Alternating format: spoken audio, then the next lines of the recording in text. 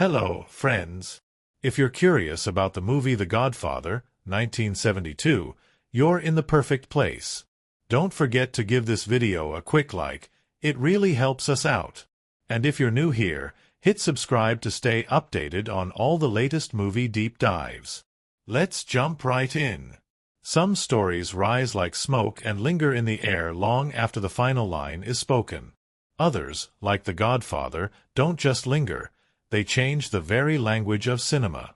From the moment it faded onto screens in 1972, cloaked in sepia tones and shadowed honor, it was clear this wasn't just a film. It was a monument. A myth wrapped in a family saga. A slow, deliberate descent into a world where loyalty and love sit shoulder to shoulder with death and betrayal. Adapted from Mario Puzo's best-selling novel, The Godfather is more than a crime story. It's a symphony of silence and violence, a tale of men who speak softly but whose words can shape life or erase it entirely. Directed by a young and then risky Francis Ford Coppola, the film arrived at a cultural crossroads, when America's image of power was being questioned, when the underworld seemed to echo the boardrooms above it. And yet, despite its themes of crime and vengeance, The Godfather is a deeply personal film. It's about fathers and sons, about the price of legacy, about how power doesn't just corrupt, it inherits. And it begins not with bloodshed, but with a wedding. The screen is dark at first, then a man's face fades into view. Bonacera, a funeral director, speaks directly into the camera, his voice quiet, trembling. "I believe in America," he begins. But the America he believes in has failed him. His daughter was assaulted and the system offered nothing. So he turns to the only justice left, Don Vito Corleone. The Godfather. It's in that opening moment, slow, operatic, restrained, that the film tells us what it is. This isn't a shoot-'em-up. It's a tragedy dressed in tuxedos. And when the camera finally pulls back, we're inside the Don's office, a world away from the music and laughter outside, where his daughter Connie is being married. The contrast between light and shadow, joy and strategy, family and business, this contrast is the movie. Every frame pulses with it.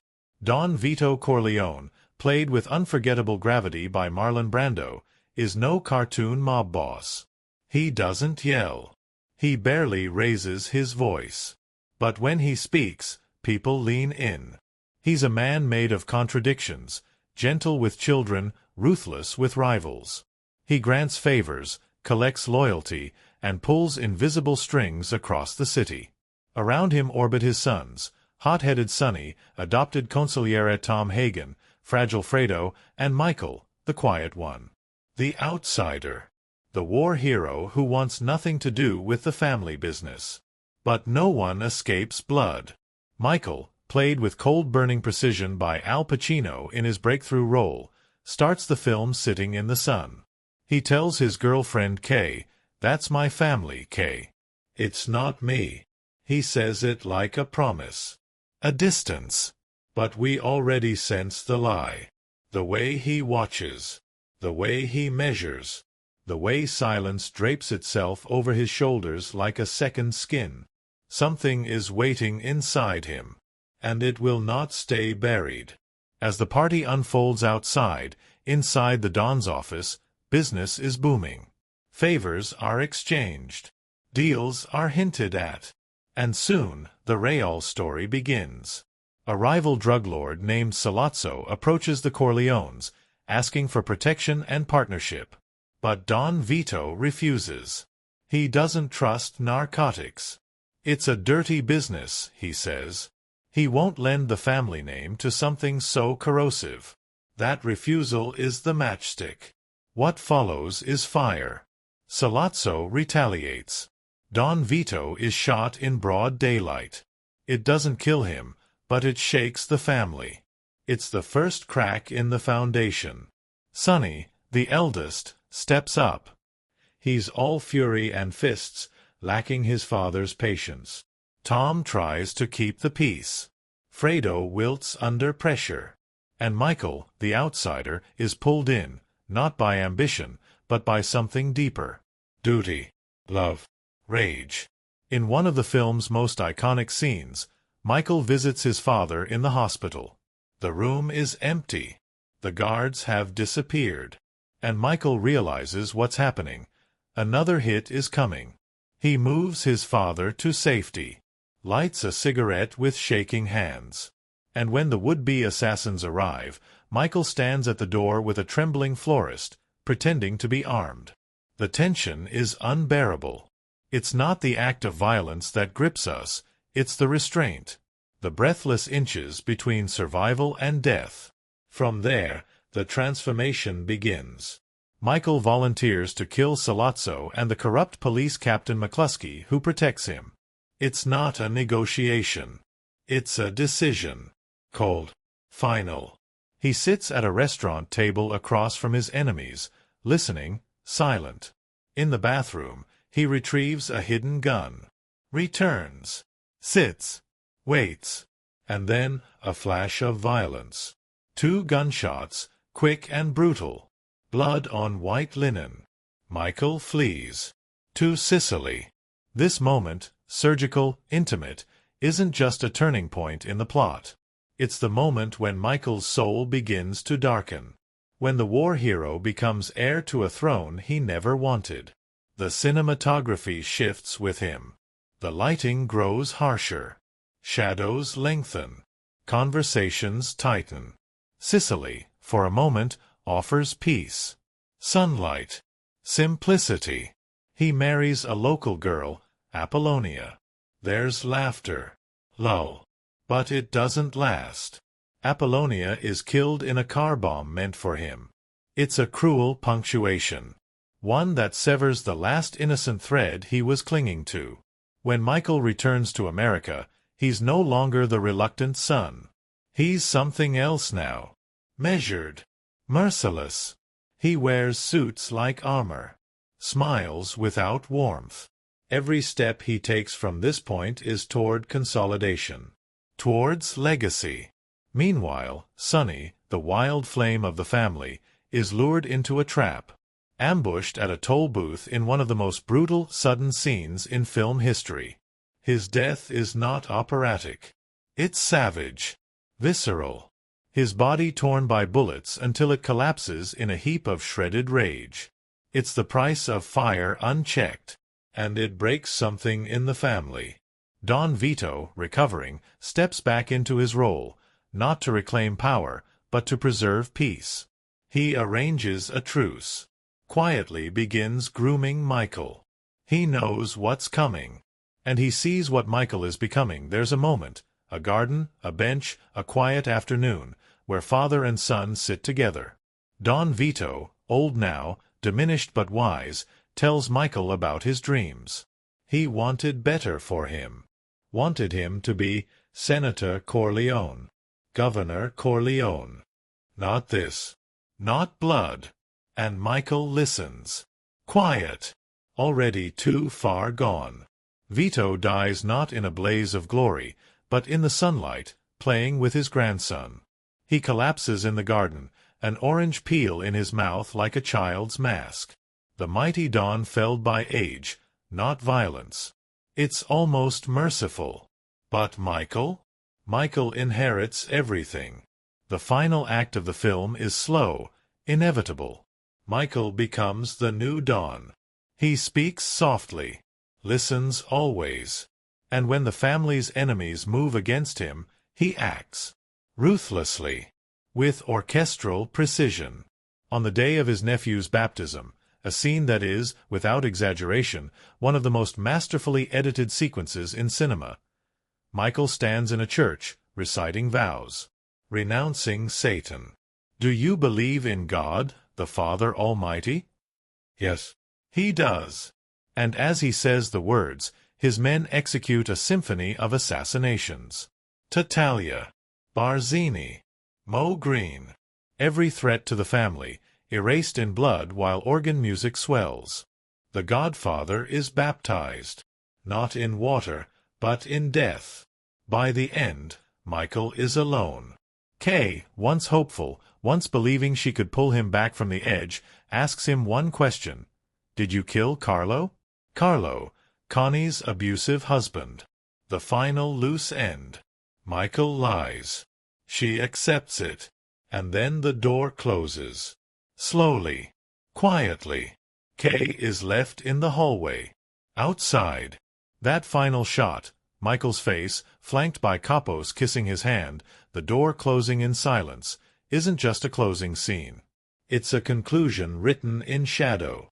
A man fully transformed. The family saved. The soul, perhaps, lost. The Godfather doesn't race. It prowls. It builds its tension not in loud moments, but in the spaces between. And the brilliance of its storytelling isn't just in what happens, it's in how it happens. The rise of Michael Corleone isn't told with celebration. It's told like a tragedy. A quiet one. An inevitable one. And yet, for all its gravity, the film is filled with unforgettable touches. A horse's head in a bed, cinema's most infamous warning. The oranges, always signaling death. The wedding that sets the tone. The slow roll of names. Luca Brasi, whispering his loyalty in the hallway. Clemenza's, leave the gun, take the cannoli. These aren't just quotes, they're cultural currency. They've passed into legend. There's so much more. Betrayals, alliances, whispers of future wars. And yet, the true brilliance of The Godfather is how it makes you feel as though you've lived inside it. Not just watched it, but felt the weight of the decisions, the silence of the rooms, the quiet grief of a man who never meant to become a king. And this is only the beginning. Because in the world of The Godfather, every choice echoes. Every bloodline carries a cost. And Michael Corleone's story, so meticulously crafted, so devastatingly human, is only just unfolding. But that is a story for another day. It begins with a whisper in the dark. A man named Bonacera sits before a shadowed figure, his voice hushed and cracked. His words are not poetic, but his pain is unmistakable. His daughter was hurt, beaten, humiliated, and the justice system he trusted failed him. So now he begs. Not in a courtroom. Not from the police. But from a man who grants favors not through the law, but through loyalty. Don Vito Corleone. And just like that, we are pulled into a world that isn't black and white. A world that moves not through rules, but through bonds. Through family. Through silence. Through power that never needs to raise its voice. Outside this darkened room, life dances. The Don's daughter, Connie, is getting married. The compound is buzzing with celebration.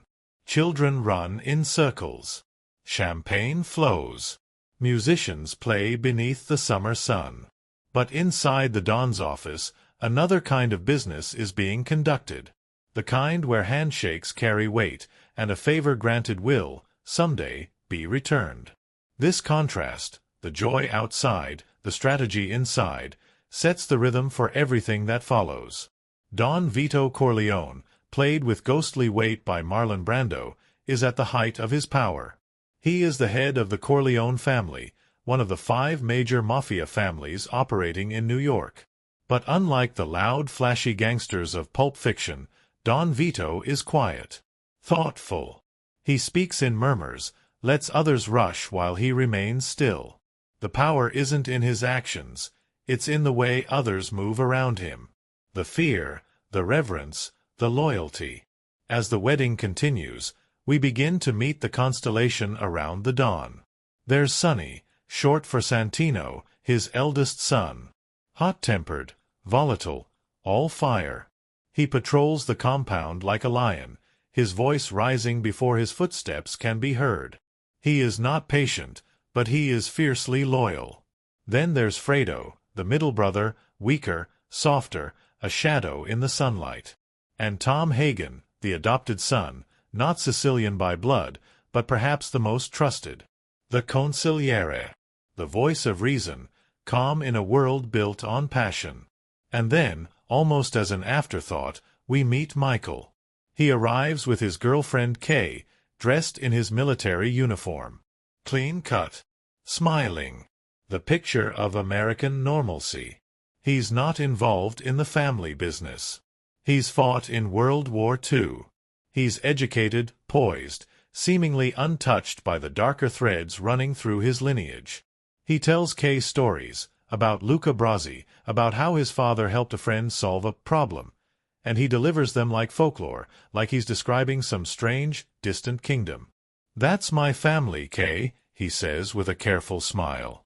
"It's not me, but it is." And deep down, some part of him already knows it. As the wedding fades and the guests disappear, the first true thread of tension begins to pull. A drug dealer named Virgil, the Turk Sollozzo, approaches Don Vito with a business proposition. He wants the Don to protect his narcotics trade, lend it the Corleone name and influence in exchange for a cut of the profit. But Don Vito declines. He believes drugs are too dirty, too destructive, not the kind of legacy he wants to leave behind. He's willing to deal in gambling, protection, politics, but not this. He turns Sollozzo away with quiet finality. But in the underworld, no doesn't echo gently. Sollozzo doesn't take the rejection lightly. He forms an alliance with the Tattaglia family and begins making moves. Subtle at first, then violent. In a moment that shifts the film's entire center of gravity, Don Vito is gunned down in broad daylight while buying fruit from a street vendor. The attack is brutal, chaotic. He crumples to the pavement. Blood pools. Bystanders scream. And for a few seconds, it seems the Godfather might be gone. But he isn't. Not yet. The family reels. Sonny erupts in fury. Tom Hagen tries to hold things together. Fredo, tragically, fumbles, dropping his gun, weeping beside his father's body. Everything begins to unravel.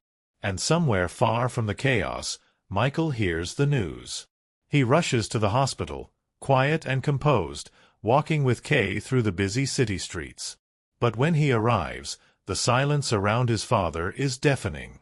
The guards are gone. The nurses are nervous. Something is wrong. The tension in the hospital scene builds like a slow exhale. Michael realizes quickly that another hit is coming, that Sollozzo's men are planning to finish the job. He moves fast, pushing his father's bed down the hall, hiding him in another room. He calls for help, tries to protect the building. And then, in one of the most hauntingly beautiful images of the film, he stands outside in the cold night with a baker, an old friend, pretending to be armed, pretending to be confident. A car rolls up. Headlights flare. And for a moment, Michael doesn't breathe. It passes. The assassins, sensing something off, drive away. The moment is brief, but it changes everything. Because when the police arrive, they bring no comfort. The corrupt Captain McCluskey, on Sollozzo's payroll, strikes Michael across the face. And suddenly, something hardens in him. The world he thought he could avoid has opened its arms, and this time he doesn't back away. He steps forward. In the family meeting that follows, the Corleones are trying to plan a path forward. They discuss alliances, strategies, retaliation.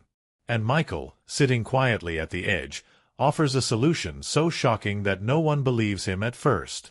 He'll do it. He'll kill Sollozzo and McCluskey. The proposal is met with disbelief. Michael, the baby brother? The clean one? But he's serious. Coldly, quietly, terrifyingly serious. He sees it not as a step into the family business, but as something necessary. Something that will protect his father. A sacrifice. A duty. What follows is a masterclass in slow-burning tension. The meeting is set at an Italian restaurant in the Bronx. Michael arrives. Nervous. Tight-lipped. The plan is simple. Excuse himself to the bathroom, retrieve a gun hidden behind the toilet, come back, and shoot them both. But nothing in The Godfather is simple. Every beat in the restaurant scene is drenched in anxiety. The chatter. The clinking of silverware. The language barrier. Michael walks to the restroom, the camera trailing him like a shadow. He finds the gun, pauses, takes a breath. Then he returns. He sits. The conversation continues. And the seconds stretch. Coppola lets the tension boil. He doesn't cut quickly. He lingers. Michael's eyes twitch. His breathing quickens. The sound fades, replaced by a low, pulsing train rumble. Then, violence. 2 shots. Sollozzo slumps. McCluskey collapses, choking on blood. Michael drops the gun. Stares for a moment. Then turns and walks away. And just like that, he's no longer an outsider. He flees to Sicily, a quiet exile while the city burns behind him. The Corleones scramble to hold their position. Sonny grows more reckless. Tom tries to navigate impossible waters. Don Vito, barely recovered, returns to a home transformed. And Michael? Michael walks through lemon groves and sun-drenched hills, flanked by bodyguards, learning the language of silence. He marries a local girl, Apollonia. For a flicker of time, it seems he might find peace. But the past always catches up. Because this is not a story of escape. It's a story of inheritance. Of the quiet, brutal pull of legacy. And the cost of stepping into the darkness, even when you think you're doing it for love. In Sicily, time slows down. The hills seem older than memory itself. The air is heavy with the scent of wildflowers and sun-drenched stone. For a moment, just a moment, Michael Corleone disappears into that stillness. He walks through villages that don't know his name, speaks a language he's only now learning, watches the world with a gaze that's become quieter, heavier. After the blood and betrayal of New York, Sicily is almost a dream. He even finds love, or what looks like it. Apollonia, radiant and gentle, draws him toward something resembling peace. They marry. He smiles. He breathes. But peace, in this story, is never built to last. While Michael wanders Sicilian orchards and tries to forget what he's become, the world he left behind turns darker. Back in New York, Sonny is burning through enemies and patients alike. His fury, once an asset, now leads with recklessness. Every insult, every move from the rival families, every whisper of betrayal sends him spiraling into violence. And when Connie, his sister, is beaten by her husband Carlo, Sonny sees red. He storms out, swearing vengeance, unaware that he's being lured into something far more sinister. The toll booth waits like a coffin. It's a stretch of road that seems ordinary, but the silence is wrong. Too still. Too quiet. And when Sonny's car pulls up, the trap is sprung. The scene erupts, guns hidden in every direction, bullets raining like thunder. It's not just a murder. It's an execution. His body is riddled, mangled, left smoking in the afternoon sun. The Don's eldest son, the lion of the family, brought down not in glory, but in pieces. At the Corleone compound, when Tom Hagen breaks the news to Don Vito, the room falls into stillness. There is no outburst. No anger. Only a father standing still in a garden, hands heavy, voice softer than ever before. "Look how they massacred my boy," he will say later, cradling Sonny's ruined face in a mortician's room. A moment of pure devastation. And with it, a realization. This war is eating everything. Don Vito sees it for what it is. Not just a vendetta, not just business gone awry, but a chain reaction of choices made without understanding the cost. And so, against every instinct he's ever followed, he chooses diplomacy. He meets with the heads of the 5 families, old men in dark suits, each with blood on their hands and empires to protect. In a smoky, tense gathering, he offers a truce. He'll withdraw his opposition to the narcotics trade. He'll stop the war. He asks for peace. And most importantly, he asks for the safety of his remaining son, Michael. Because by now, Don Vito knows. The son he wanted to shield from this world is the only one left to carry it. In Sicily, Michael's dream shatters. Apollonia, radiant and innocent, is killed in a car bomb meant for him. One moment she's starting the ignition of their car, the next she's gone, obliterated in flame.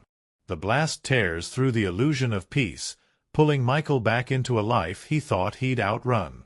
His face, in the aftermath, is not grief-stricken. It's frozen. The light in his eyes dims. And from that moment on, something in him hardens. The last tender part.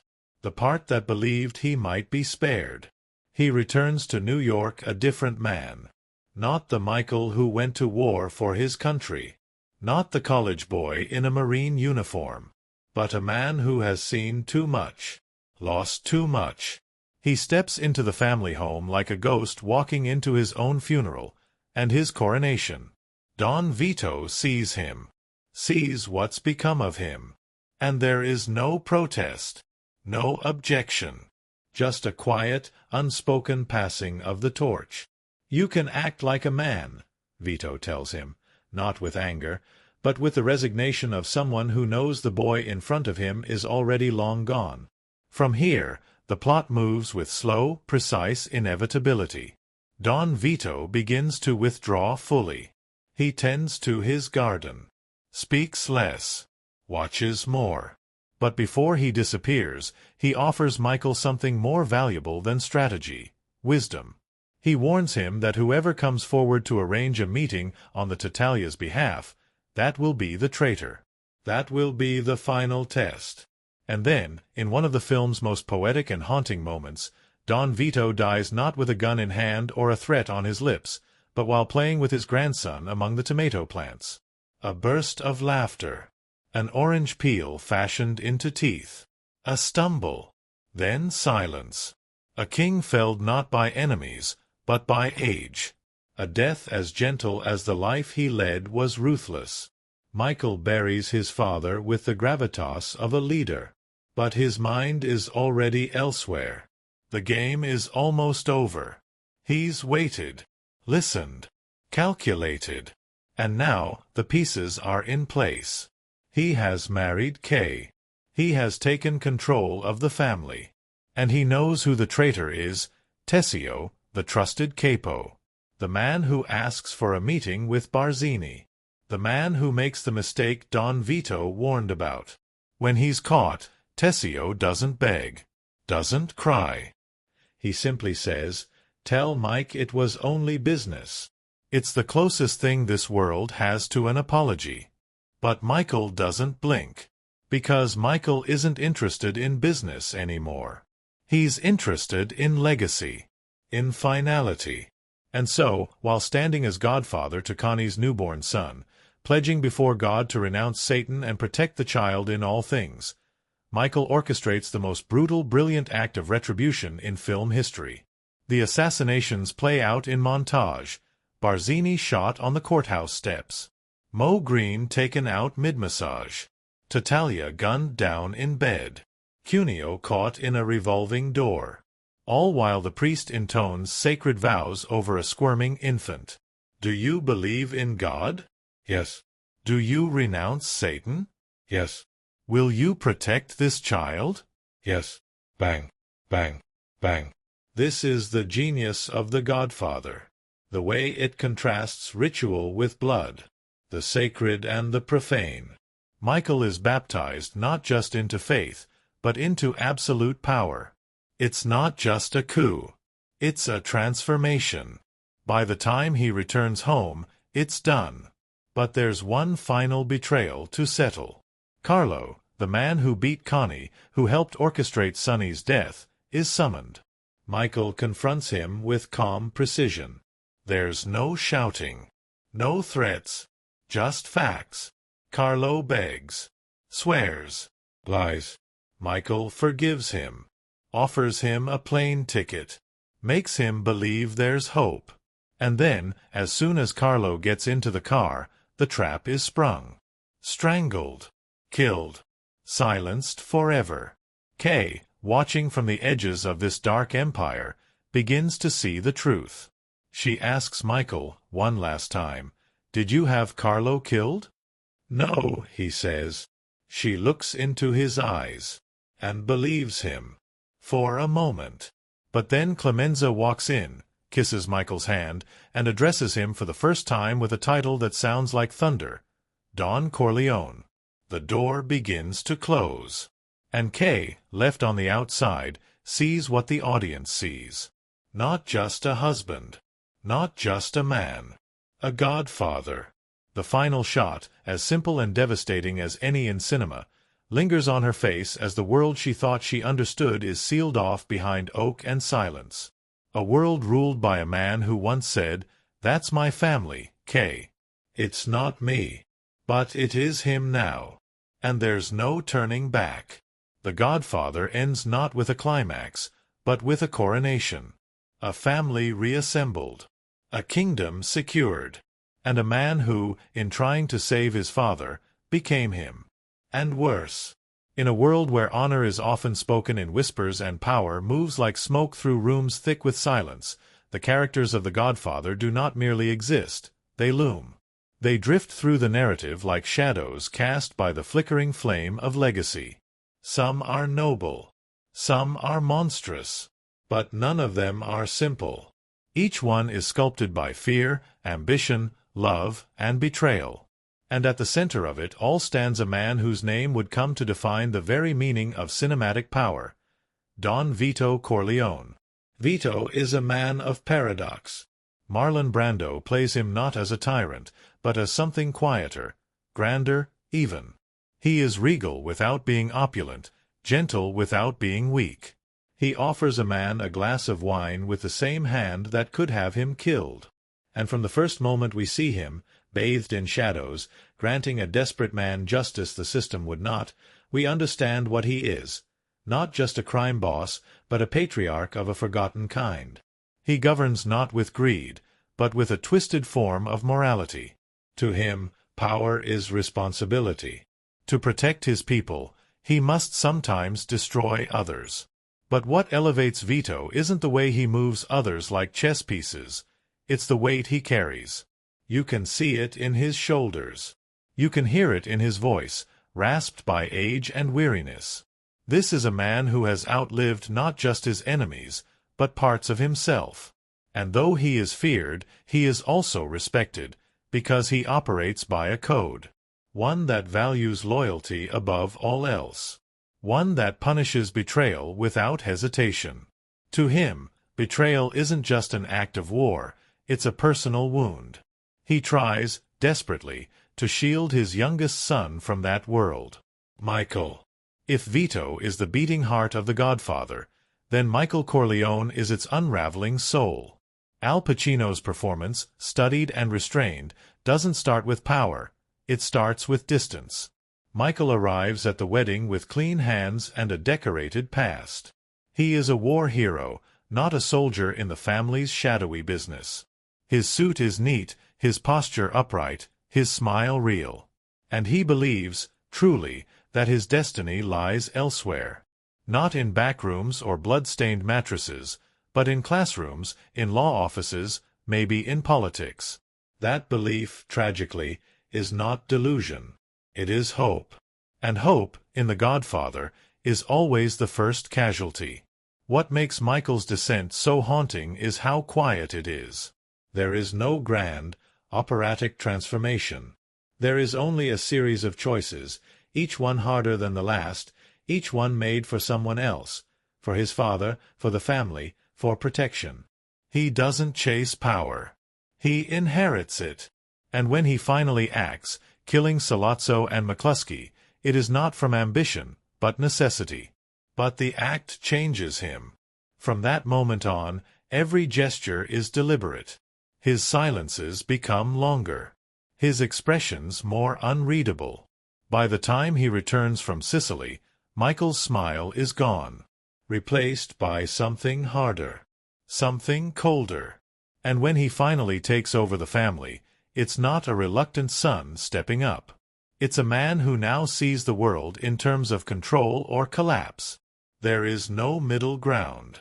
The final scenes of the film don't show Michael relishing power. They show him becoming a monument. His eyes give nothing away. His lies, told to Kay, are as soft as lullabies. And the door that closes on her face? It closes on the last human piece of him. Michael Corleone begins the film with a promise: "It's not me." By the end, he is the very thing he feared. And he wears it like a crown. And then there is Sonny.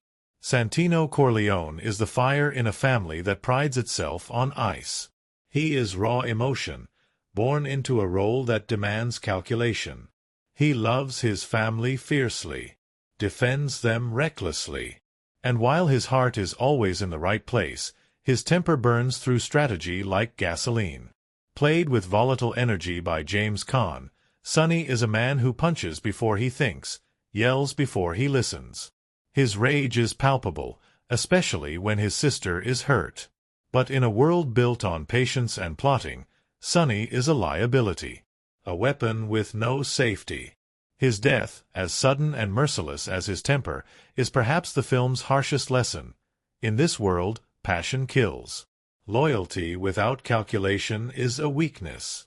And love, when it blinds you, can become your undoing. Fredo, by contrast, is all hesitation, all fragility. The middle brother, forever out of step, Fredo is neither a strategist nor a soldier. He fades into the background, laughs too loud, drinks too much. And while he doesn't play a central role in this film, the seeds of his future betrayal are already there, in the way his eyes search for approval, in the way he flinches under pressure. He is a man waiting to be broken. And eventually he will be. Then there's Tom Hagen, the outsider who's somehow more family than blood. Raised by Vito, trained as a lawyer, Tom is the voice of reason in a house ruled by instinct. Played with quiet intelligence by Robert Duvall, Tom navigates both the legal world and the criminal one with astonishing grace. He is calm, diplomatic, loyal to a fault. But he is not Sicilian. And that, in this world, matters. As Vito begins to fade and Michael rises, Tom finds himself slowly edged out. Not because he has failed, but because he cannot understand what Michael is becoming. He speaks the old language of compromise. Michael is writing a new one built on dominance. There's a silent sorrow in Tom's eyes during the film's final act, the realization that the family he gave everything to is becoming something he no longer recognizes. Among the film's orbit of secondary characters, two stand out with chilling clarity: Tessio, the seasoned capo regime, and Clemenza, the jovial enforcer. Clemenza is the old guard, a man who teaches Michael how to shoot, who quips about leaving the gun and taking the cannoli, who dances at weddings and laughs at the absurdity of their violent world. He's the kind of mobster who makes you forget he's dangerous, because he's also human. Funny. Affectionate.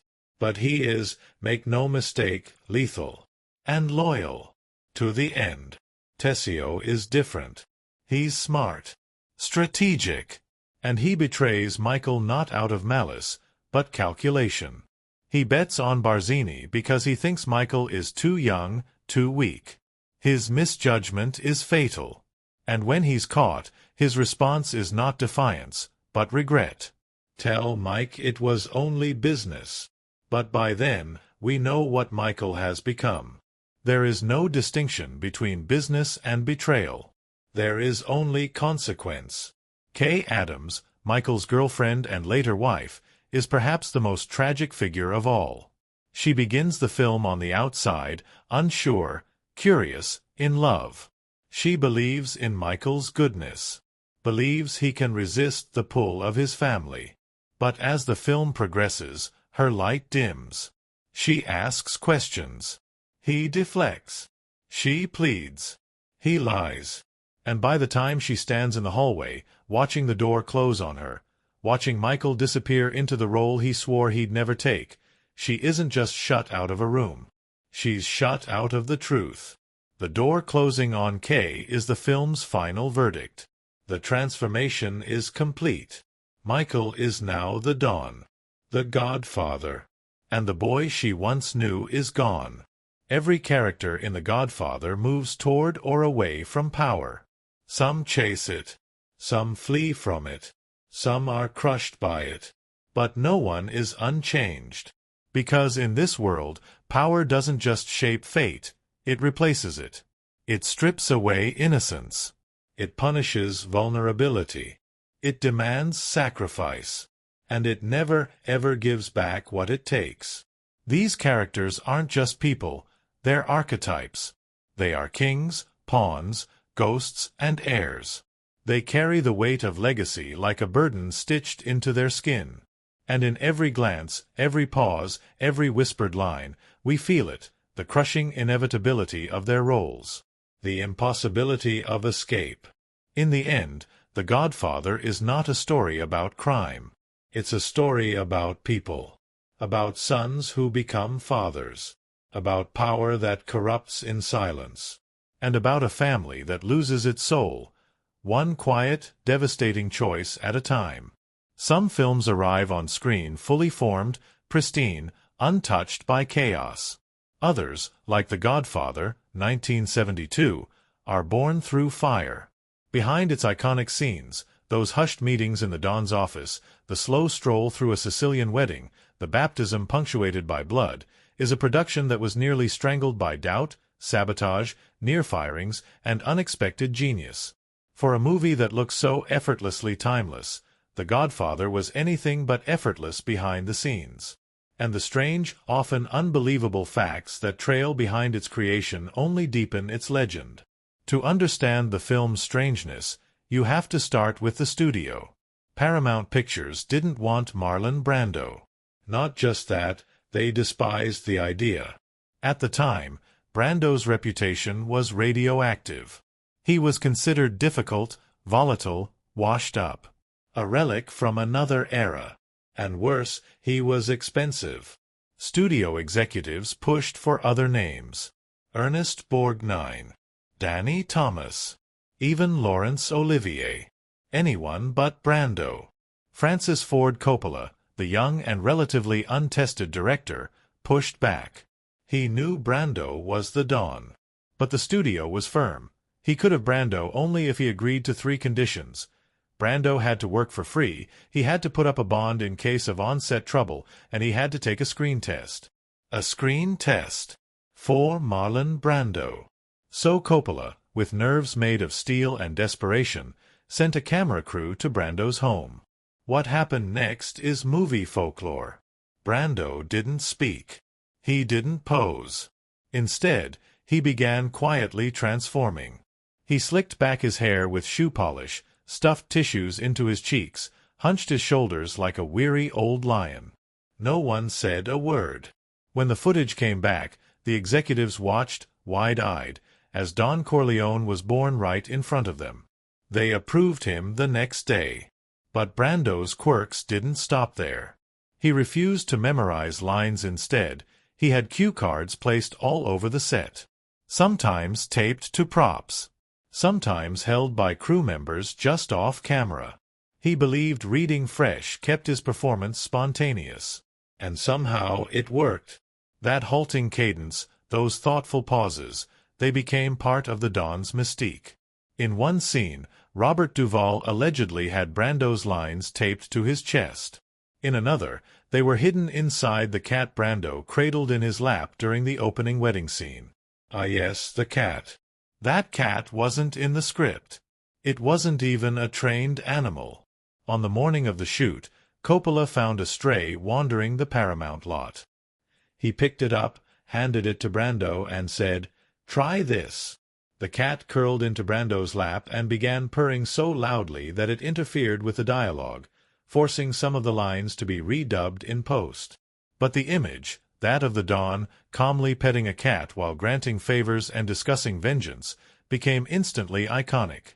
A spontaneous moment, born from randomness, now etched into cinematic history. And then there's the matter of the horse.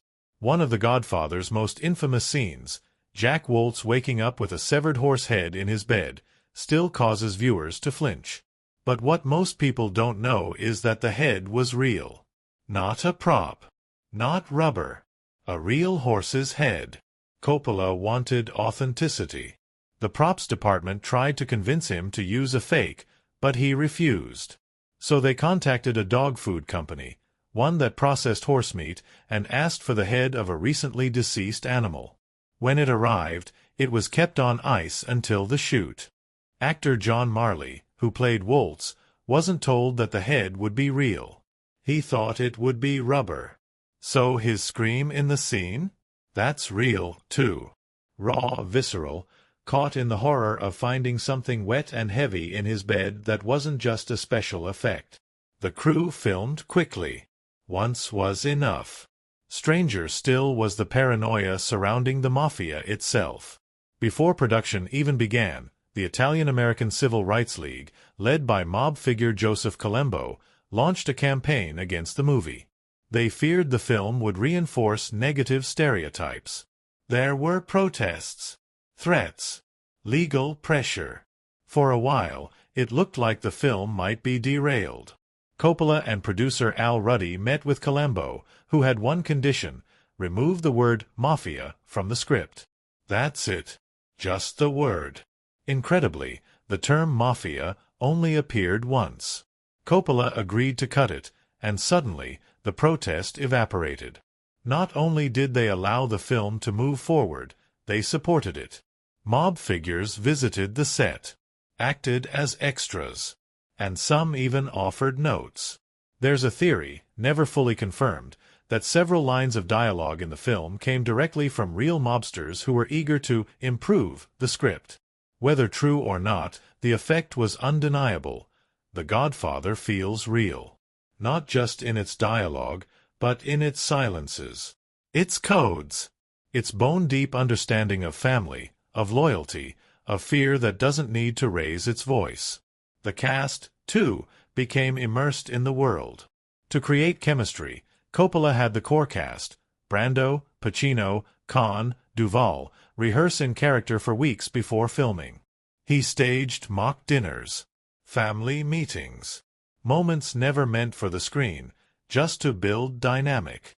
He told James Caan to treat Pacino like a little brother, told Duvall to treat Brando with reverence. He created a world behind the world.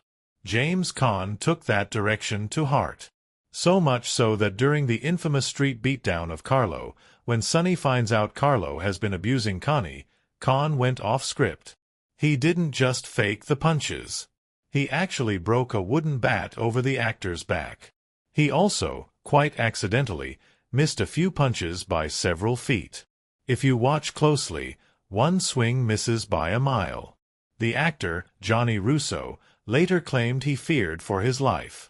But the aggression worked. It's not just a fight scene. It's a storm. Pacino, meanwhile, was almost fired. Studio executives didn't believe in him. They thought he was too quiet, too internal, too forgettable. Coppola had to fight tooth and nail to keep him. And it wasn't until the restaurant assassination scene, where Michael kills Sollozzo and McCluskey, that the executives finally saw what Coppola saw. In that scene, where silence hums like thunder and tension coils tighter with every frame, Pacino shows everything without saying a word. That moment saved his job, and launched his legend. And yet, despite all the turmoil, The Godfather came together like fate had blessed it. When it premiered in 1972, it shattered box office records. Theaters were overwhelmed. Lines wrapped around city blocks. It made $135 million that year, an astronomical figure for the time. Adjusted for inflation, it's well over $1 billion. People didn't just watch it. They went back again and again, studying it like scripture. But perhaps the strangest thing of all is how close it came to failure. Coppola was almost fired multiple times. Brando almost walked. The studio wanted it modern, fast-paced, set in the 70s. Coppola insisted on the 40s, insisted on mood, on darkness, on history. He shot quickly, under budget, always with the fear of being replaced. And yet, out of that pressure, that fire, that chaos, came art. Even the now iconic opening line, "I believe in America," was debated. The studio wanted a punchier start. Coppola held firm. He knew the film wasn't about violence, it was about America. About promises broken and reforged in shadow. The Godfather remains one of the most revered, quoted, and analyzed films in cinematic history. But behind its perfect symmetry, its stillness, its gravity, lies a storm. A film that wasn't just made. It was survived. And every strange twist behind its creation only deepens the sense that this wasn't just a movie. It was a miracle wrapped in shadow and stitched together by the quiet hands of people who believed, against all odds, that they were building something eternal. And they were right. There are films that make waves, and then there are films that shape the ocean. The Godfather doesn't just occupy a place in cinematic history, it altered the course of it. From the moment it opened with a man in darkness, whispering that he believes in America, it became clear this was something different. It was mythic but grounded, brutal but tender, and above all, deeply human. To understand its power, we must look beyond the plot. We must study the moments, the events that throb at the heart of the film, the decisions not just made by the characters, but by the filmmakers, and understand how they rippled through audiences, critics, and time itself. The wedding, bright and blooming with life, is the film's deceptive beginning. It welcomes us with music, dancing, children running barefoot on the grass. But inside, in the dawn study, shadows stretch across walls, and men make quiet, final decisions. This juxtaposition, celebration and negotiation, innocence and the underworld, is not just a clever opening. It is the lens through which the entire film must be viewed. Critics often point to this sequence as one of the most finely tuned tonal setups in modern film. Francis Ford Coppola uses contrast not for irony, but for layering. We are introduced to family and business not as separate threads, but as a tightly bound cord. The audience is never allowed to relax, even during joy. The brilliance lies in how unhurried it is. Coppola gives the scene room to breathe. He invites us to observe, to listen, to understand the rhythm of this world. The slow burn of this opening taught a generation of filmmakers that patience, when handled with confidence, can be more gripping than velocity. It changed how character-driven drama could unfold, paving the way for films that trusted audiences to follow shadows rather than chase explosions. And in those shadows, we meet Don Vito Corleone. The first real critical moment, beyond the visual tension of the wedding, is Vito's refusal of Sollozzo's offer. The Don, surrounded by his men, listens quietly. The proposition seems logical, profitable. But Vito's moral compass, twisted as it may be, rings clear. He will not traffic in drugs. This decision is pivotal. It isn't just the refusal of a business deal, it is the spark that ignites the war. But what's more significant is why he refuses. He fears that drug dealing will corrupt his political connections. It's not about ethics. It's about legacy. This decision, viewed critically, is where the theme of control over morality is fully born. Vito isn't pure, he's strategic. He upholds honor within a framework of violence. And by drawing that line, he makes himself vulnerable to men who do not share his boundaries. The decision defines him. It also dooms him. The assassination attempt on Vito is perhaps the first true moment of chaos. The stillness that has governed the first part of the film is shattered. And here, we see the film's commitment to realism. There are no dramatic score spikes. No stylized camera moves. The shooting is brutal, messy, fast. It hits with the force of a car crash. In its aftermath, the family is disoriented. Sonny bellows. Tom scrambles. Fredo weeps beside his fallen father. And Michael, the outsider, watches from afar. Michael's quiet observation is a critical hinge. This is the moment that plants the seed of transformation. Up until now, Michael has moved through the story like a visitor. But this trauma pulls him inward. The genius of Coppola's direction is that it doesn't rush this shift. Instead, we watch as Michael enters the hospital to visit his father and finds it empty. Unprotected. This is not an action sequence, it's a suspense opera. The tension isn't in bullets. It's in footsteps, in the ticking of time. Critics hailed this moment as a masterclass in suspense. The way Michael steps into his role, not with bravado, but instinct, is the beginning of one of cinema's greatest character arcs. His act of protecting his father, of standing in front of danger with a trembling baker and an empty hand in his coat, is his first taste of the weight that comes with being a Corleone. But it's the restaurant scene, the double murder of Sollozzo and McCluskey, that turned film criticism into reverence. This is not just a turning point in the narrative. It is the axis on which Michael's soul spins. Coppola and cinematographer Gordon Willis crafted this sequence with such precision that it has been studied in classrooms and imitated in films for decades. The tension is stretched to its snapping point. The silence in the bathroom. The roaring subway sounds bleeding into the soundtrack. The way the camera stays locked on Michael's face, refusing to blink. The gunshot isn't glorified. It's final. It's ugly. The choice to cut from this raw violence to a wide shot of Michael fleeing, arms tucked in, body small, underlines the cost. It's not a moment of victory. It's a loss. Of self. Of peace. Of future. Critics were stunned by this inversion of the traditional hero's journey. Michael isn't ascending, he's descending. And what made it revolutionary was that we followed him anyway. We understood him. That moral ambiguity became the film's heartbeat. The Godfather wasn't asking us to root for good guys versus bad guys. It asked us to confront the gray in ourselves. The film's middle third, especially Michael's exile to Sicily, divided some early critics. These quiet passages, rich with landscape and longing, feel disconnected from the urban grit of New York. But they serve a purpose. They allow Michael to pause, to grieve, to pretend, briefly, that he might choose another path. His marriage to Apollonia is tender, simple, almost a fantasy. And that's why her death strikes like a thunderclap.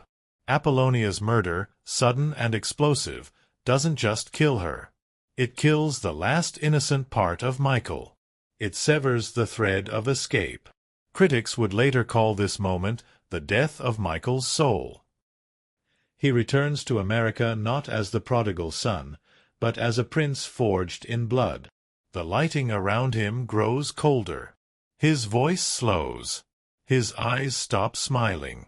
Don Vito's death is not dramatic. It's gentle, mundane, laced with laughter and tomato vines. And that choice, so unexpected, is one of the film's most resonant.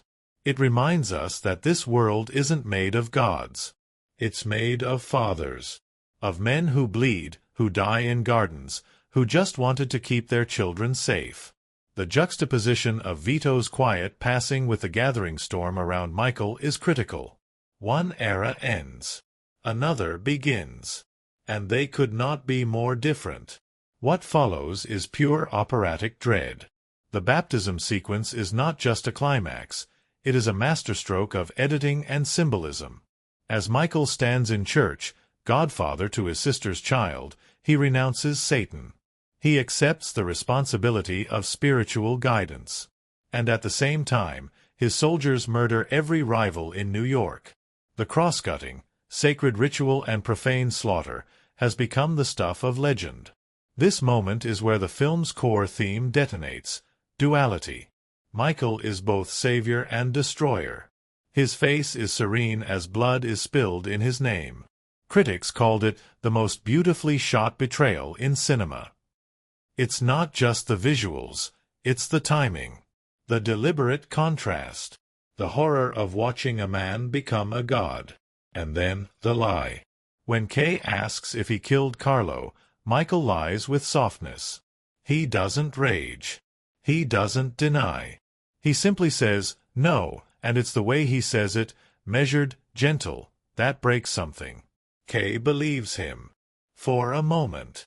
Until the final scene. Critics hailed the closing door, slow, deliberate, final, as one of the most devastating metaphors in film. Kay, looking in. Michael, encircled by his kapos. The new dawn. The transformation is complete. What made The Godfather so impactful wasn't just its violence or its style. It was its emotional precision. It showed power not as triumph, but as tragedy. It made us complicit in Michael's journey, not because we agreed, but because we understood. Every event in the film is charged with emotional consequence. No death is cheap. No decision is clean. And that, more than anything, is what gave it weight. Upon release, the film received near-unanimous acclaim. Critics who had doubted its slow pace, its shadowy cinematography, its then-unknown lead, suddenly saw it for what it was, a masterpiece. Roger Ebert called it a brilliant wedding of filmmaking art and commercial impact. Pauline Kael praised its operatic scale. Audiences flocked not just to be entertained, but to witness something mythic. And myth is what The Godfather became. A film that reshaped how stories could be told. A film that saw violence not as spectacle, but as consequence. A film that reminded us that behind every throne is a trail of broken promises. And a door that closes. Silently. Forever. In the shadows behind every iconic film, there's a different kind of story. A quieter, more chaotic one. It doesn't play out in theaters or win Oscars, but it breathes life into the scenes we know by heart. And in the case of The Godfather, 1972, the story behind the story is as dramatic, tangled, and improbable as the saga that unfolded on screen. What ended up a cinematic masterpiece, a film etched into the DNA of pop culture, began as a troubled production on the verge of collapse, stitched together by creative rebellion, last-minute genius, and a whole lot of instinct. It's hard to imagine now, but when Paramount first considered adapting Mario Puzo's novel, they didn't believe it would be anything more than a quick, profitable gangster flick. The book had done well, topping bestseller lists, stirring controversy with its lurid details and pulpy narrative, but the studio didn't see art in it. They saw a cash grab. They budgeted low. They aimed small. They wanted it fast, cheap, and modern. Yes, modern. Their original plan was to set the story in the 1970s, strip it of period detail, and shoot it like a cops and robbers thriller. Enter Francis Ford Coppola. At the time, Coppola was a struggling young director with more passion than power. He was deeply in debt, hadn't had a hit, and was seen as a risky hire. He didn't even want the job at first. He thought the novel was too violent, too sensational. But when he reread it with a different eye, with a focus not on crime, but on family, he saw a tragedy. A dark, operatic epic. He told Paramount he would do it only if he could set it in the 1940s, as the book intended. He wanted to tell an immigrant story, something deeply personal. Against their instincts, they agreed. From the beginning, it was a battle. The studio second-guessed everything. They didn't want Marlon Brando. They didn't want Al Pacino. They didn't like the tone Coppola was going for. They pushed him at every turn, threatening to fire him, sometimes daily. To protect his vision, Coppola assembled a small circle of loyal allies, including cinematographer Gordon Willis, who would come to be known as the Prince of Darkness for his bold use of shadows and low light. Willis's style terrified the studio. He shot entire scenes in darkness. Faces were half-lit or hidden entirely. At one point, executives thought the film was underexposed. But Coppola trusted him. He believed that the shadows were the story. That what mattered in The Godfather wasn't what was shown, it was what was implied. The looming danger. The withheld truth. The murmur beneath the surface.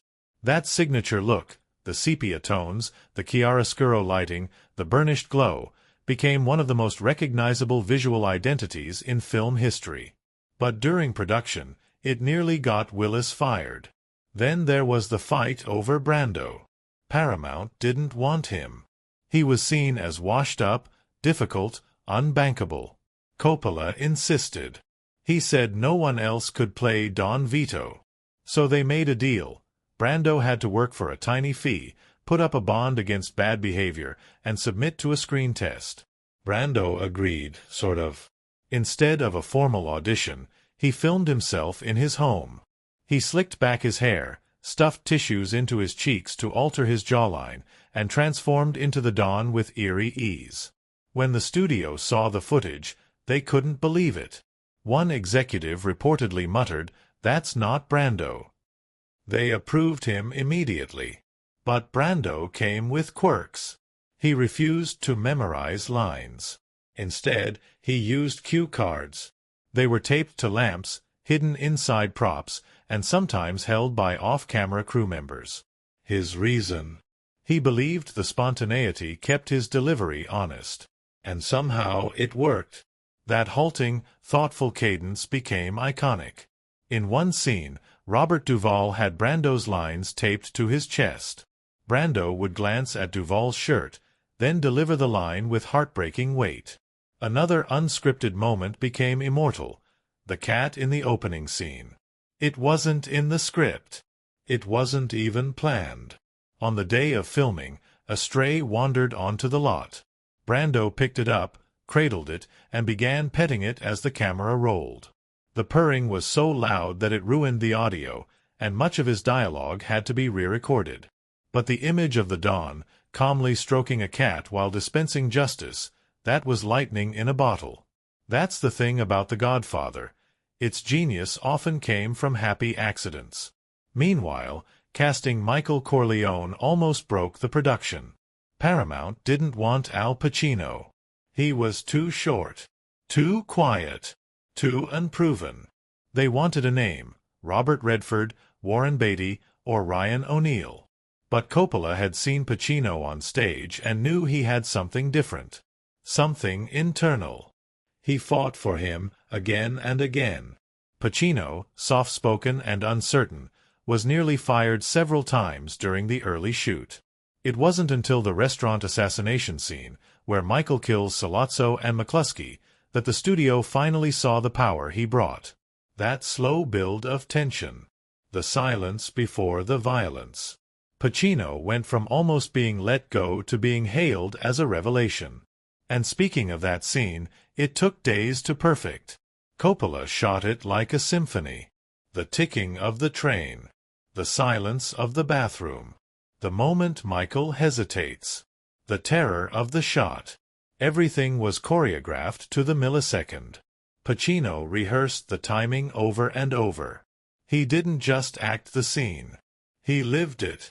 And when it was finally shot, everyone on set knew they had witnessed something extraordinary. Then came the horse. Yes, that horse. The scene where Jack Woltz wakes to find a severed horse head in his bed is one of the most infamous in movie history. And it was real. Coppola insisted on authenticity. The props department wanted to use a fake head. He said no. So the team found a slaughterhouse willing to supply a real one. They delivered it on ice. Actor John Marley, who played Woltz, was told it would be a fake. His scream when he woke up and saw the real thing was genuine. Shock, horror, revulsion, all captured in one unforgettable take. Production wasn't just tense, it was dangerous.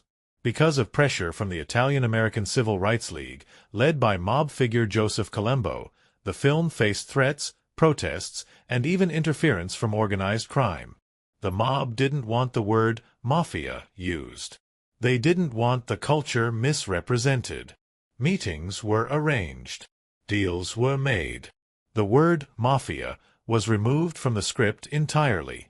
In return, the pressure eased. Mob figures even visited the set. Some acted as extras. One was reportedly given a cameo in exchange for peace. The lines between fiction and reality blurred in the most uncanny ways. To keep the tone consistent, Coppola held rehearsals that felt more like family gatherings than script readings. He had the actors dine in character. He told them to improvise conversations.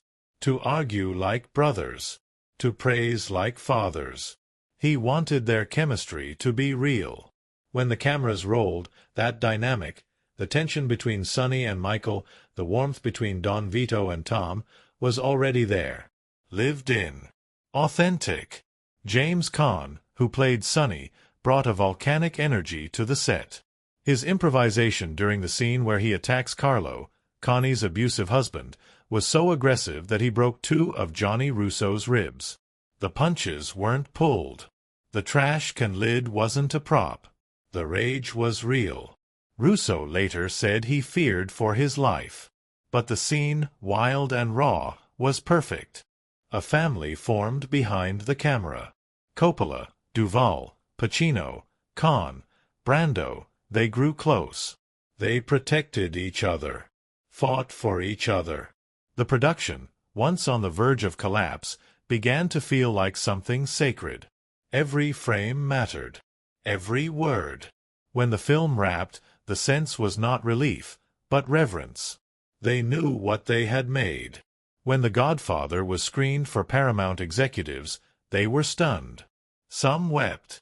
What they had feared was too dark, too slow, too Italian, had become something mythic. The film premiered in March 1972 and exploded. Lines wrapped around theaters. Critics hailed it as the rebirth of American cinema. Brando and Pacino became legends. Coppola became untouchable. But those who were there never forgot the chaos. The near firings. The cue cards. The cat. The horse. The studio interference. The mob. All of it. The Godfather wasn't just made. It was wrestled into being. Pulled from disaster. Forged in the friction between doubt and vision. And maybe that's what makes it so powerful. Not just what it says, but how close it came to never saying anything at all. In The Godfather, setting isn't just backdrop, it's breath. It is the scent of cigar smoke curling in darkened parlors, the quiet creak of a wooden floor in a mansion lined with secrets, the echo of footsteps on a church's marble during a baptism soaked in blood. The film's power comes not only from its characters and story, but from the world it builds, one so vivid, so weighty, so enveloping that it doesn't feel constructed. It feels inherited, like memory passed down through generations. Every scene in The Godfather is steeped in atmosphere, and that atmosphere begins with place. Let's start at the Corleone family compound, Long Island, summer 1945. The film opens with light. A wedding. Children running barefoot across freshly cut grass, a band playing, streamers swaying in the breeze. There's food, laughter, toasts. It's the image of American joy. But just a few feet away, inside Don Vito Corleone's office, the world is different. The curtains are drawn. Shadows stretch along the walls. Men speak in hushed tones. Promises are made. Lives are changed. This duality, this sharp and deliberate contrast between sunlight and shadow, joy and fear, is the key to the film's visual language. Francis Ford Coppola and cinematographer Gordon Willis built the world of The Godfather in chiaroscuro, light and darkness in constant battle. It's not simply aesthetic. It's thematic. The world of the Corleones exists on a knife's edge, where respect and brutality coexist in the same gesture. The lighting choices reflect that. Indoors, the shadows almost swallow faces whole.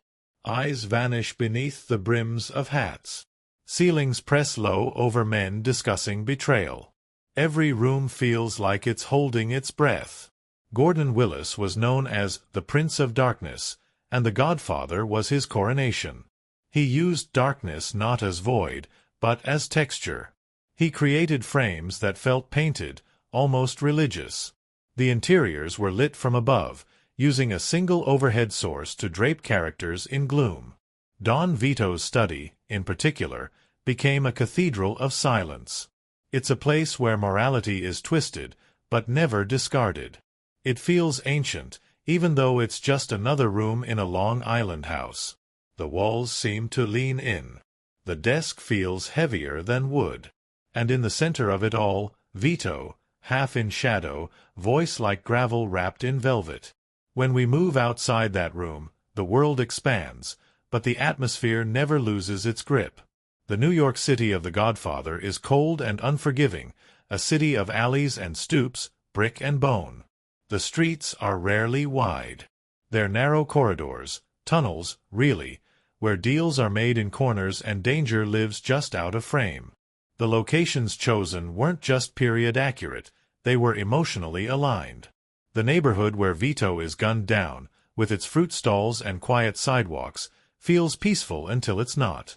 The toll booth where Sonny dies is as plain and forgettable as a gas station, until it becomes a slaughterhouse. That's part of the brilliance. The settings feel ordinary until the violence comes. Then they feel eternal. But no location in the film offers as much visual and emotional contrast as Sicily. After Michael kills Sollozzo and McCluskey, he vanishes to the old country. Suddenly, we are not in America. We are in a land of ruins and golden hills, stone paths and silences so vast they seem to echo. Sicily is memory.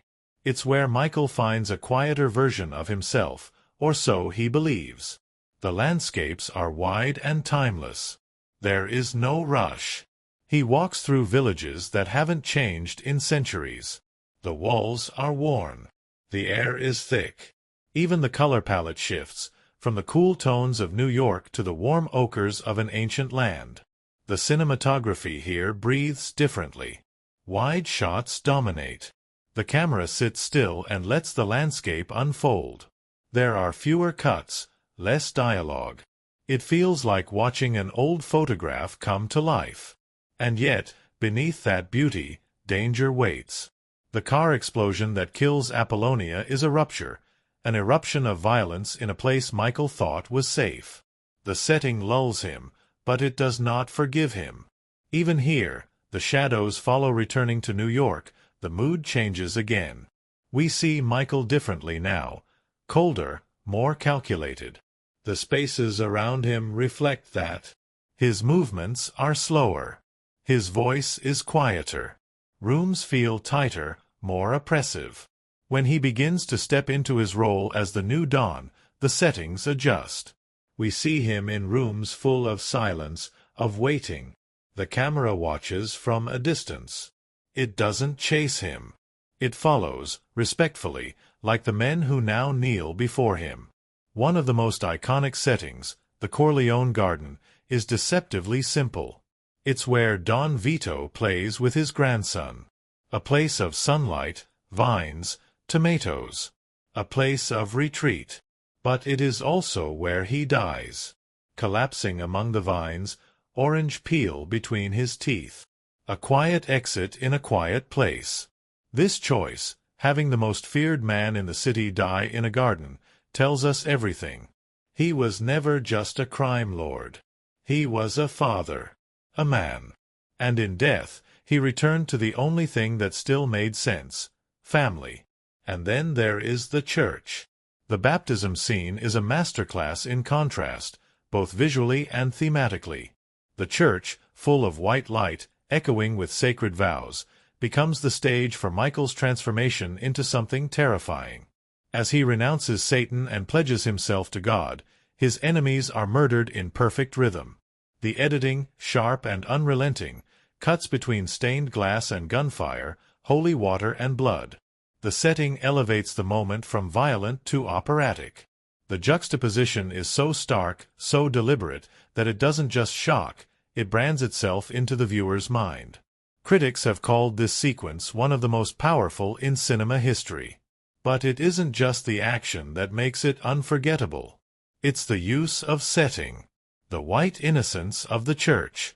The black suits of the assassins. The quiet, echoing chant of the priest, overlaying the blunt percussion of violence. Every element conspires to create meaning, to turn a scene into a reckoning. And finally, the film ends with perhaps the most understated setting of all, Michael's study. A simple room. Wooden walls. A desk. A door. And it is in that door, the slow, deliberate closing, that the entire film finds its punctuation. Kay, standing in the hallway, asks her husband if he's killed Connie's husband. He lies. Gently. She wants to believe him. She even tries to. But then the Coppos enter. They call him Don Corleone. They kiss his hand. And the door closes, slowly, shutting her out. Shutting us out. The camera holds. The shot lingers. And in that one movement, we understand everything. The man we met at the wedding, smiling in uniform, is gone. The setting says it all. In The Godfather, space is character. Light is language. Silence is strategy. The production design, by Dean Tavoularis, was meticulous. Nothing was accidental. Every prop, every piece of furniture, was chosen to reflect not just time period, but psychology. Vito's office was built to feel like a fortress. Michael's rooms become more sterile as he rises in power. Kay's spaces are wide and well-lit until she marries into the family, then the light dims. It's all intentional. All designed to tell the story without words. The costumes, too, reflect setting. In the sunlit wedding, everything is white and gold. As the film progresses, the palette darkens. Suits become sharper. Dresses become muted. When Michael returns from Sicily, he dresses like his father. Black on black. Authority in fabric. And through it all, Gordon Willis's camera watches. It doesn't move much. It doesn't judge. It observes. It holds on faces. Lets silences stretch. It creates tension not through what it shows, but through what it refuses to reveal. When Vito listens, we don't cut to reactions. We sit with him. When Michael lies, the camera doesn't flinch. It dares us to believe him. Few films have ever used setting and cinematic language with such precision. In The Godfather, a room is never just a room.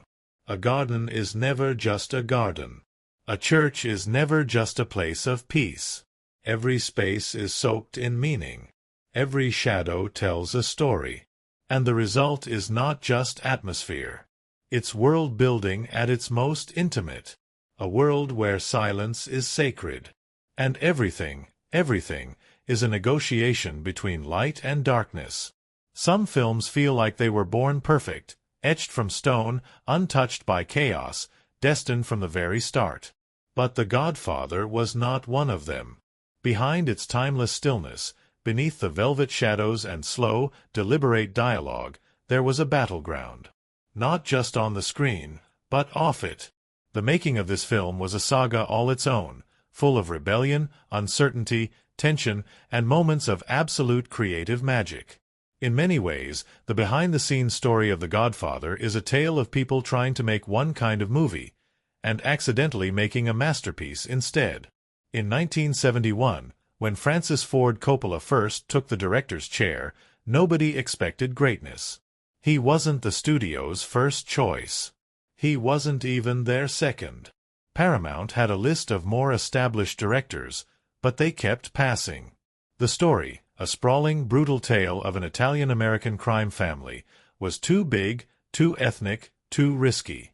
But Coppola saw something others didn't. To him, it wasn't a gangster story. It was Shakespeare. A family drama drenched in power, betrayal, and tragedy. He accepted the job for the paycheck, but stayed for the art. Almost immediately, he clashed with the studio. Coppola wanted to set the film in the 1940s, as the book had done. Paramount wanted it modern, hip, gritty, something set in the 1970s, filmed in the city, fast and cheap. Coppola refused. He argued, begged, pleaded. He saw this as a period piece, not a cops and robbers thriller. It wasn't about the mafia. It was about America and the cost of power. Eventually, and reluctantly, the studio gave in. But that was just the beginning. The casting process was a battlefield. Coppola had visions of Marlon Brando playing Don Vito Corleone. But Brando was considered untouchable. Difficult. unreliable. He hadn't had a hit in years. The studio called him box office poison. They said absolutely not. But Coppola kept pushing. He made a list of actors the studio wanted: Danny Thomas, Laurence Olivier, Anthony Quinn, and wrote no beside each one. His notes made it very clear it had to be Brando. Eventually, Paramount caved. But they attached 3 impossible conditions. Brando would work for free, he'd put up a bond in case of any delays or trouble, and he had to take a screen test. Brando's response? He didn't speak. He just performed. At home, with a small crew, he slicked back his hair, stuffed tissues in his cheeks, and hunched into the body of an aging Don. He muttered in a gravelly whisper. He played with a stray cat that wandered into frame. He became the Don in a single, eerie, spellbinding moment. When Paramount executives saw the footage, they were stunned. The same man they feared was too wild, became untouchable again. They greenlit him on the spot. Still, Brando remained unpredictable. On set, he refused to memorize lines. He felt rehearsed dialogue would ruin the naturalism of the performance. Instead, he used cue cards, taped to walls, to lamps, even hidden inside actors' shirts. In one scene, Robert Duvall famously had Brando's lines taped to his chest. And yet, somehow, Brando's delivery never felt false. His pauses became poetry. His forgetfulness became gravity. Meanwhile, the studio had another problem. Michael. Coppola wanted Al Pacino. Paramount didn't. Pacino was too short, too quiet, too unknown. They begged Coppola to consider others: Robert Redford, Jack Nicholson, Ryan O'Neal. But Coppola had seen Pacino on stage. He saw something in his eyes, something quiet and dangerous and patient. He fought for him. Screen tested him again and again. Still, the studio said no. Finally, they compromised. Pacino was cast, but only tentatively. His future on the film depended on performance. And in the first few weeks of shooting, the studio hated what they saw. Pacino mumbled. He didn't pop. He was almost fired. But then came the restaurant scene. The moment where Michael steps into violence, sits at a table across from Sollozzo and McCluskey, excuses himself to the restroom, retrieves a hidden gun, and returns with cold, irreversible fury. It was a slow, aching build-up. Long silences. Ticking trains. A camera that refused to look away. And when Pacino pulled the trigger, it wasn't just a turning point in the story, it was a revelation. The studio changed their minds overnight. From then on, Pacino wasn't the problem. He was the future. Even so, the set was full of tension. Coppola was under constant pressure. He was nearly fired multiple times. The studio hated the lighting. They called the dailies too dark. They hated the pace. They said the film was too slow, too long, too Italian. At one point, they even had a replacement director on standby. Coppola, fearing for his job, cut together a reel of the footage he'd shot so far. It was 30 minutes of raw, elegant, moody scenes. When the executives saw it, they went silent. Then they gave him full control. Still, that pressure never lifted. To keep the performances grounded, Coppola treated his cast like an actual family. He rehearsed for weeks, not just reading lines, but staging dinners, arguments, quiet conversations. He wanted James Caan, Sonny, to treat Pacino like a real brother. He wanted Duvall, Tom, to walk the line between insider and outsider. He encouraged improvisation. During Connie's wedding, much of the background dialogue was improvised. The music was played live. Extras were given wine. Real wine. The result? A wedding that felt alive, chaotic, filled with joy and tension. But the tension wasn't just on screen. Take the scene where Sonny beats up Carlo in the street after learning he's been abusing Connie. It's one of the most brutal scenes in the film, but it was almost too real. James Caan didn't hold back. He kicked garbage cans, broke windows, swung wildly. He even cracked a rib in Carlo actor Johnny Russo's chest. Russo, a man with real-life mob connections, nearly retaliated. The two had to be separated after the take. But Coppola got what he wanted, pure, unscripted rage. And then, of course, there's the horse. That infamous scene, Jack Woltz waking up to find a severed horse head in his bed, is one of the most shocking in film history. And yes, the head was real. The props team had planned to use a fake one, but Coppola insisted it looked too plastic. So they sourced a real head from a dog food company, packed it in ice, and placed it in the bed without telling actor John Marley. His scream? Genuine. He wasn't acting. He was horrified. There were other strange joys on set, too. Brando was known for pulling pranks. He'd show up to rehearsals wearing funny hats. He'd pretend to fall asleep in scenes, just to see how long others would keep going. He called Pacino the midget. He once convinced extras that the cat he was holding was part of a secret subplot. The cat, by the way, totally unscripted. A stray, found on the Paramount lot. Brando picked it up minutes before the cameras rolled. The animal purred so loudly it nearly ruined the audio. But the image, that soft, petting hand matched with a whisper about vengeance, was unforgettable. And then there was the mob.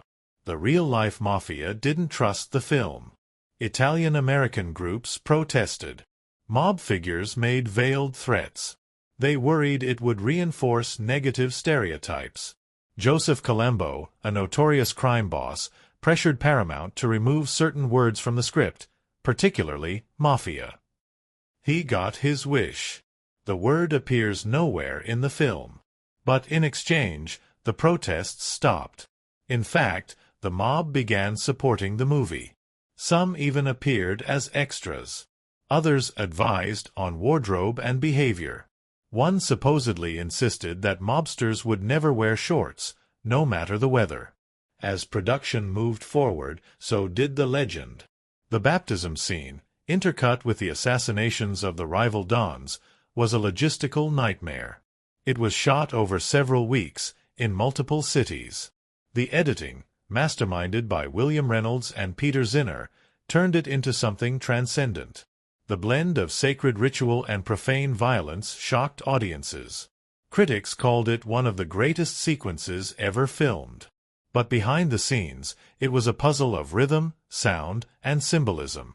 The juxtaposition of baby cries and gunfire. Of vows and murder. It was designed to haunt. When filming wrapped, there was still one more battle. The cut. Coppola's initial version ran too long for the studio's taste. They wanted it trimmed. He fought back. He argued that every scene had a heartbeat, that the pacing was the point, that the silences mattered. Eventually, he won. The final version, nearly 3 hours, was released in March 1972. It was a phenomenon. Lines wrapped around blocks. Theaters ran out of seats. Critics wrote in awe. It wasn't just a film. It was an event. It won Best Picture, Best Actor, Best Adapted Screenplay.